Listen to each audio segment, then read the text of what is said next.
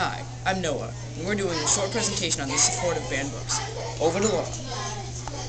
I'm doing the Hunger Games, and this book was challenged because it was too violent. It gave us 7th grade nightmares, and it was sexually...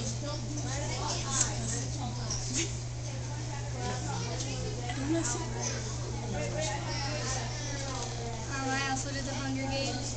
I'm going to read a paragraph. A boy, I think from District 9, reaches the pack at the same time I do, and for a brief time we grapple for it. And then he coughs, splattering my face with blood.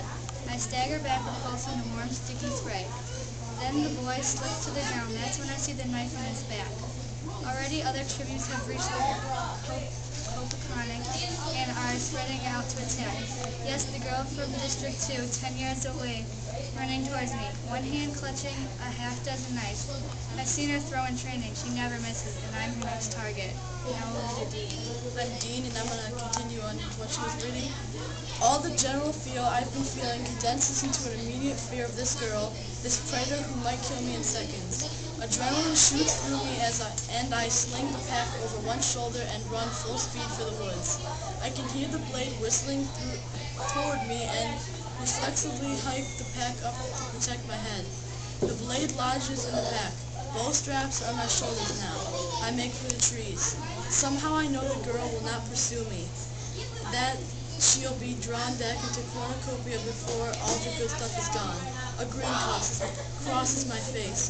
Thanks for the knife, I think. And now to Liana. Hi, I'm Liana, and I Had to Kill a Mockingbird by Harper Lee. And it's the timeless classic of growing up and the human dignity that unites us all. I'm going to read a paragraph. Well, in the first place, I'm black. That doesn't mean you have to talk that way when you know better, said Jim. Capuana tilted her hat and scratched her head, then pressed her hat down carefully over her ears. It's right hard to say, she said. Suppose you and Scout talked colored folks. Talked at home, it'd be out of place, wouldn't it? Now what if I talked white folks? Talk at church. And with my neighbors. They think I was putting on airs to be Moses. But Cal, you know better, I said. It's not necessary to tell all you know. It's not ladylike. In the second place, folks don't like to have somebody around knowing more than they do. It aggravates them. You're not going to change any of them by talking right.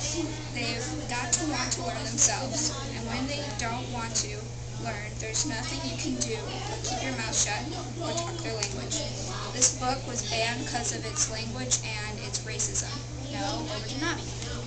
Hi, I'm Navi. I'm reading this book Torment by Lauren Kate, and this book was banned because people felt that this was anti-Christian and had foul language and violence, so now I'm going to read a paragraph. She took off running toward him. Within a second, his arms were around her, her face buried in his chest, and Lucy let out the longest, deepest breath. Her mouth found his, and they sank into a kiss. They went slack and happy in his arms. She hadn't realized it until now, but a part of her wondered whether she'd ever seen him again, whether the whole thing might have been a dream. The love she felt, the love that Daniel reciprocated, all still felt so surreal.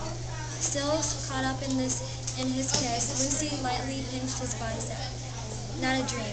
For the first time, and she didn't even know how long, she felt like she was home. Now over to you. Again, I chose A Wrinkle in Time by Madeleine L'Engle. It was banned because people thought that the use of magic in the book was anti-Christian. The trees were lashed into a violent frenzy. Meg screamed and clutched at Calvin, and Mrs. Witch's authoritative voice called out, "Quiet, child!" Did a shadow fall across the moon, or did the moon simply go out, extinguished by abruptly and completely as a candle? They were still the sounds of leaves, a terrifying rush. All light was gone. Darkness was complete. Suddenly the wind was gone, and all sound. Meg felt that Calvin was being torn from her. When she reached for him, her fingers touched nothing. She screamed out, "Charles!" And whether it was to help him or for him to help her, she did not know. The word was flung back down her throat, and she choked on it. She was completely alone. To read more would to rob the reader of Miss L'Engle's unusual book. Now over to Dee. And that's our project. Thanks for watching.